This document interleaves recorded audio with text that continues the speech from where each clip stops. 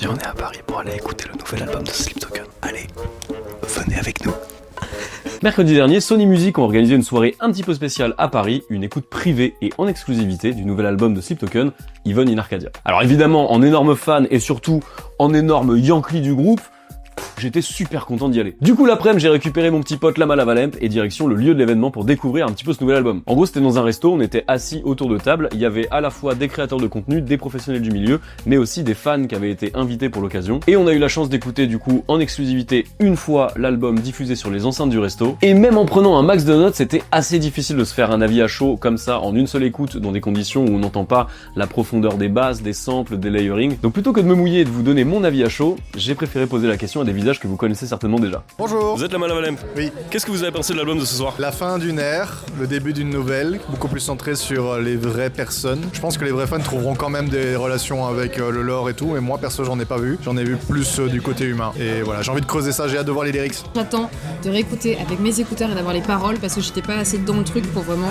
donner mon vrai point de vue et voilà. Je suis exactement pareil, j'ai besoin d'une seconde écoute pour une expérience plus immersive de l'album et j'ai trouvé une continuité à Take Me Back to Eden. Je sais pas si je serai la seule là-dessus, mais voilà.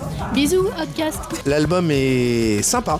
Moi, c'est pas trop ma cam. Pourtant, je suis fan de Deftones, mais là, j'ai trouvé que c'était un peu trop pop pour moi. Je pense que tout fan de Sleep Token va y trouver son compte. Non, voilà, après, l'album, il est cool. Bon, maintenant que vous avez l'avis des autres, moi, qu'est-ce que j'en ai pensé? Et ben, à chaud, j'ai donné 7 sur 10 à l'album. Si vous voulez un débrief complet, d'ailleurs, c'est sur la chaîne de Lama Lavalamp, déjà sur YouTube. Mais je pense qu'il y a plusieurs raisons à ça. Déjà, les conditions d'écoute qui étaient pas optimales, comme je vous le disais, et qui permettaient pas de se rendre compte vraiment de la complexité d'écriture des morceaux. L'absence aussi des paroles, parce que évidemment, l'album était pas sorti, donc on pouvait pas vraiment lire en même temps qu'on écoutait les morceaux. Et donc, on n'avait pas accès au lore, qui est quand même une composante principale de Sleep Token. Et enfin, peut-être la plus grande des raisons, les cocktails. Bref, au moment où je tourne cette vidéo, l'album est déjà sorti. Je pense qu'aujourd'hui, je lui mettrai une note un petit peu supérieure parce que je suis très fan des nouvelles sonorités qui sont explorées, même si elles s'éloignent un petit peu plus des codes du métal que jamais. Très fan du saxophone, du violoncelle, des nouveaux layering de voix qui sont posés. Mais je pense qu'il va me falloir encore une bonne centaine d'écoutes pour savoir si vraiment l'album peut surpasser Sundowning, qui est mon préféré du groupe. Et je serais curieux de savoir ce que vous en avez pensé parce que je sais que l'album va énormément diviser. On en parle en commentaire. Je vous fais des gros bisous. C'était Bakared